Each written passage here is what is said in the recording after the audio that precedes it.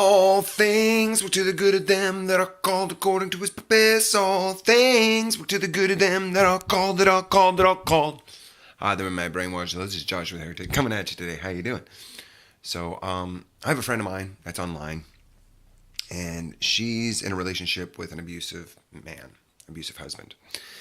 And it made me think. I'm like, what does this story remind me of? And there's this woman in the Bible. Her name is Abagail. Now, Abagail was in a horrible situation. She was with this guy that was just a tool. He was just a jerk. His name was, what was his name? His name was Nabal. That's what it was. His name was Nabal. Sorry. So his name was Nabal. He's a total jerk. He's a complete, mean person.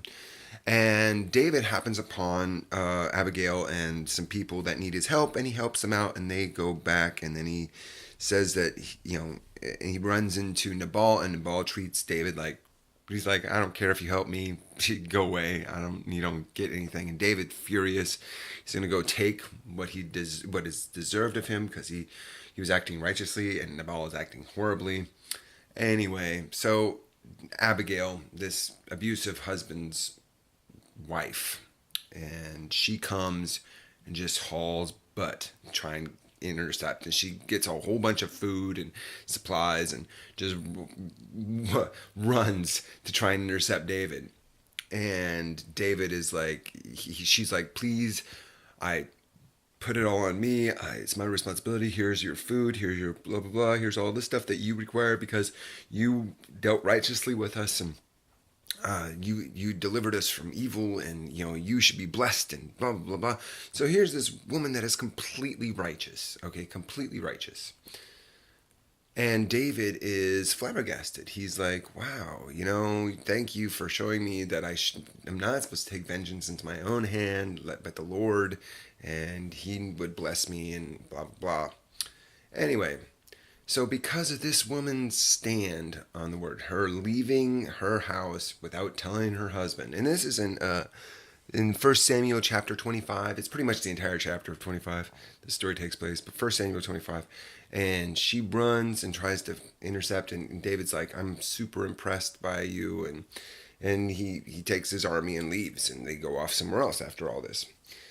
Well, Nabal is partying, and one day the wife comes and tells him what happened, and he freaking goes into, I guess, like a seizure, or he has a, what is that called? An aneurysm or some sort of stroke or something, because he becomes like a stone for like 10 days and then dies.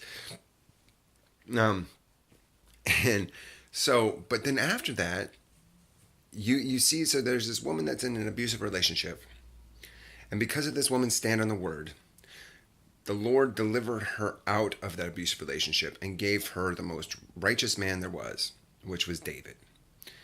And now David had his faults. I mean, he had, what was it, like, he had 7 wives total. He had like 10 concubines or something like that. He had a lot of concubines. And so, he wasn't, I mean, he the biggest problem, and honestly, the only really major sin that this guy did is sleeping with Bathsheba and killing her husband, which is pretty bad. I mean, it's really bad.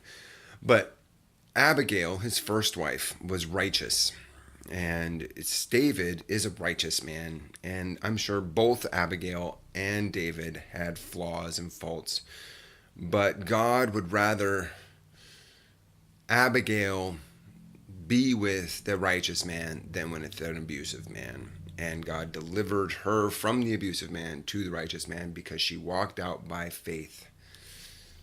And that's all you have to do. You have to walk out by faith.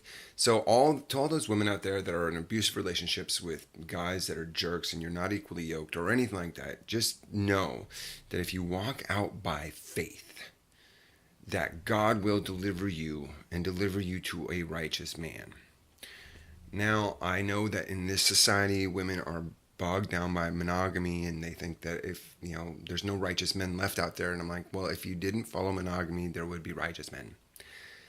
And I mean, there's no limitation to that in the scriptures, and you see the most righteous man, David, taking multiple wives. So I don't know, but anyway, but the point is that if you truly believe the word of God and you knew that God was going to deliver you or from this situation, and God provided you a godly, righteous path, you should take it instead of succumbing to what everybody else says is righteous. Anyway, I don't know. I digress. A lot of my personal crap in here. But anyway, the point is that God will deliver you out of bondage of a abusive husband if you have faith. That was the point of this, and now I'm kind of going off on a tangent. Anyway, I will talk at you later. I am the heretic. Peace, love, and grooviness forever. I love God because I love virtue, justice, and salvation. Waza!